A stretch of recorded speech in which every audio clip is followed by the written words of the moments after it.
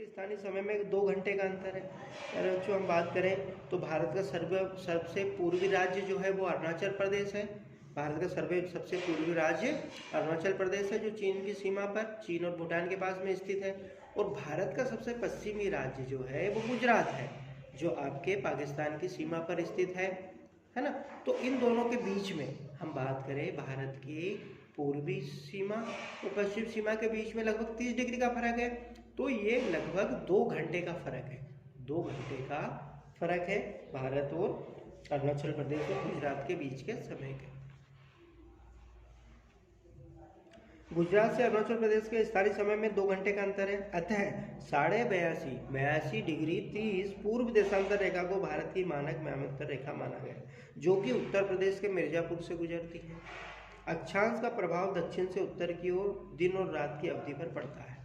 प्यारे बच्चों, भारत का जो मानक रेखा है उसको 82.5, भारत की मानक रेखा जो है वो 82.5 पूर्वी देशांतर को माना है। तो जो आपकी 82.5 पूर्वी देशांतर रेखा है, इसे भारत की हमने मानक रेखा माना है, जो उत्तर प्रदेश से मिर्जापुर के निकट से होकर गुजरती है। और इसी के आधार पर पूरे भारत का समय निर्धारित किया जाता है। इसी के आधार पर भारत का समय निर्धारित किया जाता है। देखो प्यारे बच्चों, जिससे कि हम आपसे बात करें तो अर्थ जो है वो अपने अक्ष पर 23.5 डिग्री झुकी हुई है। अर्थ जो है वो अपने अक्ष पे 23.5 झुकी हुई है। और अर्थ पे जो सूर्य है वह 23.5 उत्तर की ओर कर्क रेखा, 23.5 दक्षिण की ओर मकर रेखा, इन दोनों के बीच में ट्रेवल करता है। और 23.5 झुकी होने के कारण इसकी जो भारत की जो आप जैसे उत्तर से 0 डिग्री भूमध्य विषुवत रेखा से आप अगर नॉर्थ पोल की तरफ जाओगे तो दिन छोटे होते जाएंगे, और आप अगर 0 डिग्री विषुवत रेखा से दक्षिण साउथ की ओर जाओगे तो भी दिन छोटे होते जाएंगे। आगे बढ़ते हैं हम। 82.5 पूर्व देशांतर को भारत की मानक म्यामंतर क्यों माना गया है? कन्याकुमारी और कश्मीर में दिन की रात की अवधि में क्यों होता है? देखो, भारत जो 82.5 30 पूर्वी देशांतर भारत की मानक समय इसे रेखा माना गया है कि वह लगभग भारत के बीचों बीच से जाती है। हम अगर भारत की उत्तर से दक्षिण, पूर्व से पश्चिम लंबाई चौड़ाई की बात करें तो भारत का सेंट्रल पॉइंट जो 82.5 है वो बिल्कुल बीच में आ रहा है, बीच में म्यामंतर है। तो इससे भारत के दोनों तरफ की जो अवधि है उसको बराबर बांट दिया है, और इसी के बीच में हमने 82 को म्यामंतर माना है। इसी पे बेस्ड हमने पूरे भारत के समय का निर्धारण किया है। कन्याकुमारी से कश्मीर, देखो हम बात करें कन्याकुमारी जो है, जो भारत की मुख्य भूमि की शुरुआत है वो 8 डिग्री 4 से शुरू हो रही है और ख़त्म कहाँ हो रही है? वो 37 डिग्री 5 पर, 37 डिग्री 6 पर ख़त्म हो रही है, 5 पर ख़त्म हो रही है। तो 8 डिग्री और 37 डिग्री के बीच में अगर हम बात करें तो लगभग 30 डिग्री का फर्क है। 30 डिग्री का फर्क है। तो 30 डिग्री का फर्क होने से कश्मीर में दिन और आपके कन्याकुमारी में दिन बड़े होंगे और कश्मीर में दिन छोटे होंगे, क्योंकि ये 30 डिग्री ऊपर की ओर है, नॉर्थ पोल की तरफ है, जहाँ पे दिन छोटे होते जाते हैं। इसीलिए कन्याकुमारी और कश्मीर में दिन रात की अवधि में अंतर है। हम बात करें अर्थ की तो पृथ्वी पर जो आपका विषुवत व्रत है, जो विषुवत रेखा होती है, इस पर दिन और रात बराबर होते हैं। पृथ्वी पर विषुवत रेखा पर दिन और रात बराबर होते हैं। विषुवत रेखा से आप उत्तर की ओर जाओगे तो दिन छोटे होते जाते हैं। विषुवत रेखा से आप दक्षिण ध्रुव की तरफ जाओगे तो भी दिन छोटे होते जाते हैं।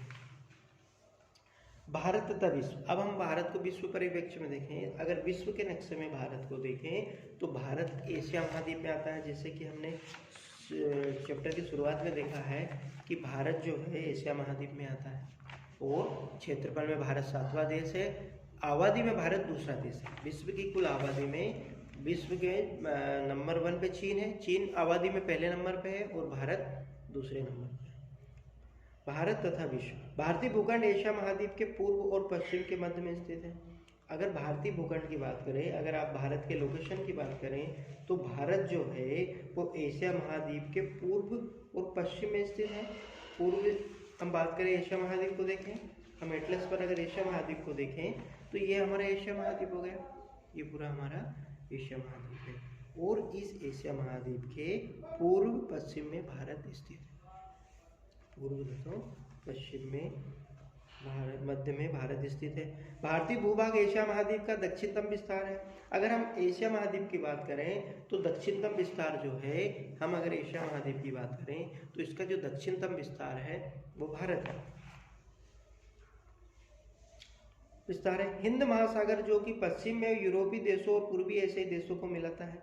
हिंद महासागर जो है वो हम बात करें पश्चिम में यूरोपीय देशों और पूर्व में एशियाई देशों को मिलाता है हिंद महासागर।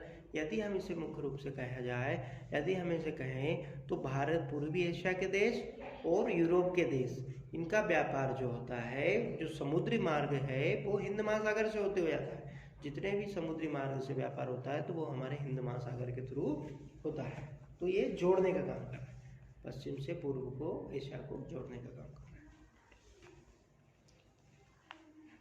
है, को मिलाता है। भारत को केंद्रीय स्थिति प्रदान करता है। केंद्रीय स्थिति प्रदान करने का मतलब है भारत बीच में है और भारत जो है, भारत की जो नौसेना है वो हिंद महासागर में गश्त लगाती है और जितने भी जहाज है, अगर हम बात करें हिंद महासागर की तो हिंद महासागर पे भारत का प्रभुत्व है और पूर्वी एशिया और यूरोप की ओर आने जाने वाले जितने भी जहाज है उन सब में भारत की भूमिका निर्णायक होती है।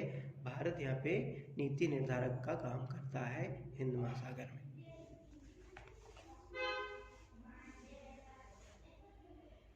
केंद्रीय स्थिति प्रदान करता है। देखिए दक्षिण का पठार हिंद महासागर में शीर्षवत फैला हुआ है।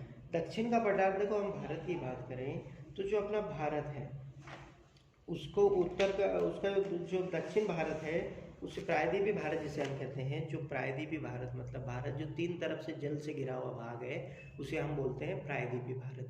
तो प्रायद्वीपीय भारत को आप देखो हिंद महासागर की ओर तो एक शीर्षवत फैला हुआ है, मतलब एक शीर्षवत फैला हुआ है। और पश्चिम एशिया, अफ्रीका, यूरोप के देशों के साथ साथ पूर्वी एशियाई देशों से भी पूर्वी तट के माध्यम से निकटतम संबंध बनाए हुए हैं। भारत की अगर हम बात करें तटीय क्षेत्र से तो न सिर्फ अफ्रीका, यूरोपीय देश बल्कि पश्चिमी एशिया के देश भी भारत से संलग्न है। हिंद महासागर में किसी भी देश की तटीय सीमा भारत जैसी नहीं है। देखो भारत, जैसे हम बात करें हिंद महासागर, आप अगर विश्व का नक्शा देखोगे एटलस में तो उसमें बहुत सारे देश आपको मिलेंगे। ये आपके लेफ्ट में देखोगे तो अफ्रीकन देश दिखाई देंगे, अफ्रीकन, अरब है। आप बात करो तो बहुत सारे द्वीपीय देश, पूर्वी एशिया के द्वीपीय देश हैं जो हिंद महासागर के आसपास स्थित है। लेकिन जो भारत की स्थिति है हिंद महासागर को लेकर वो किसी और देश की नहीं है। भारत का क्षेत्रफल ज़्यादा है हिंद महासागर में और भारत की स्थिति ज़्यादा है हिंद महासागर। भारत की इसी महत्वपूर्ण स्थिति के कारण एक महासागर का नाम इसके नाम पर रखा गया और भारत की इसी ही स्थिति के कारण भारत का जो हिंद महासागर है उसका नाम भारत के नाम पर रखा गया और ये हमारे लिए गौरव की बात है। सन 1869 में सुएज नहर के खुलने से भारत और यूरोप के बीच दूरी 7000 किलोमीटर कम हो गई थी।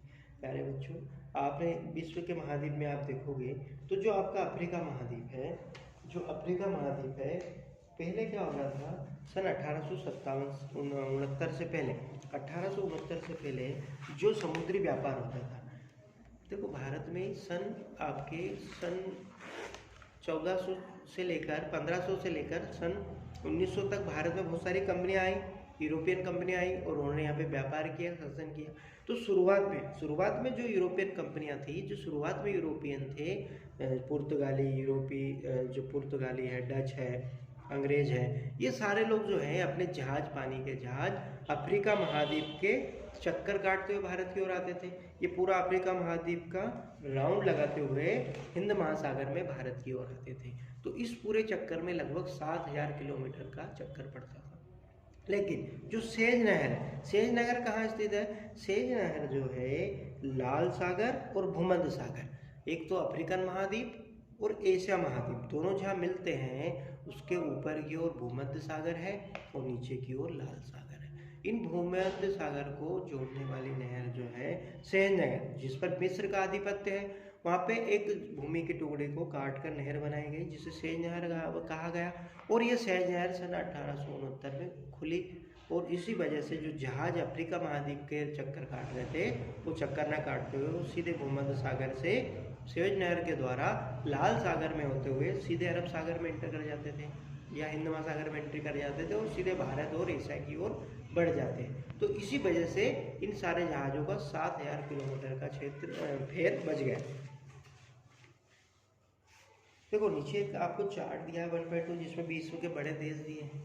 पहला उन सभी देशों की स्थिति दी है। पहले पे रूस है क्षेत्रफल में, दूसरा कनाडा, तीसरा संयुक्त राज्य अमेरिका, चीन, ब्राज़ील, ऑस्ट्रेलिया, भारत। 7वें पे भारत है। पहला रूस है, दूसरा कनाडा है, तीसरा यूएसए, चौथा चीन, 5वां ब्राज़ील, 6वां ऑस्ट्रेलिया और 7वां भारत। आगे बढ़ते हैं।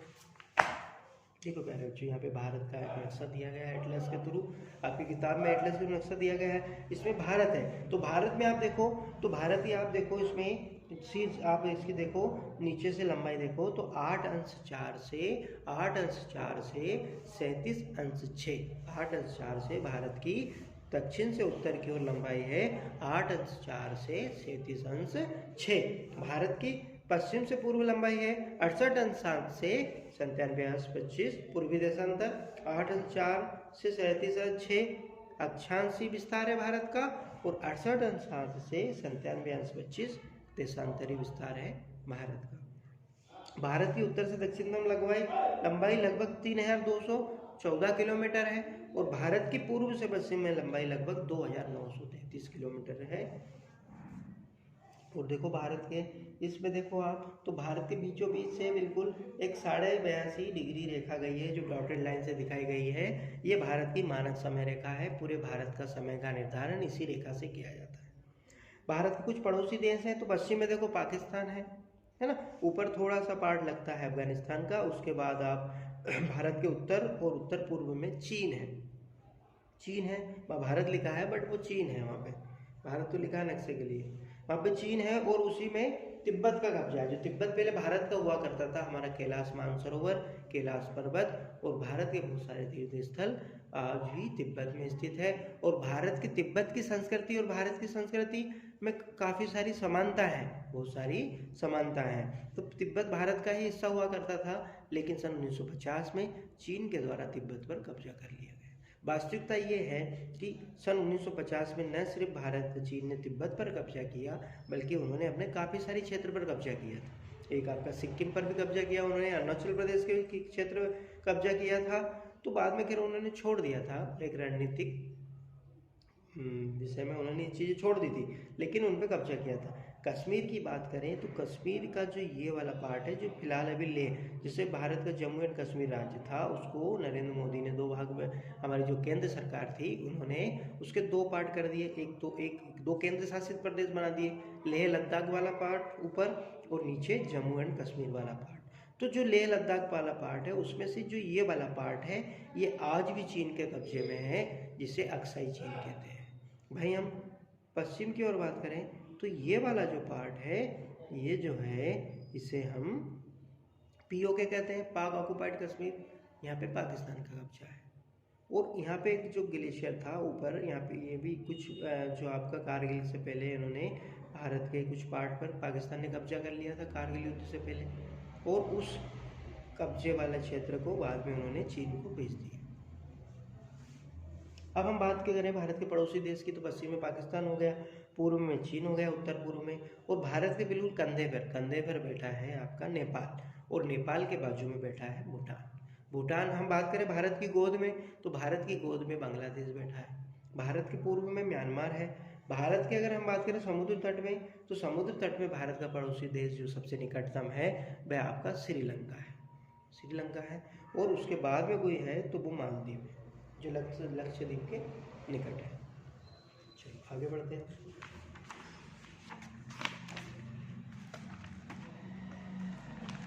देखो भारत में अंतर्राष्ट्रीय व्यापार मार्ग दिखाया गया है। एक छोटा सा मैप आपको नजर आ रहा होगा जिसमें लिखा है नीचे अंतर्राष्ट्रीय व्यापार। अंतर्राष्ट्रीय व्यापार मतलब ये समुद्री मार्ग को दिखा रहा है यहाँ पे। कि समुद्र से होने वाला अंतर्राष्ट्रीय व्यापार, जो समुद्री जहाज चलते हैं पानी से, वो किस मार्ग से चलते हैं, तो वो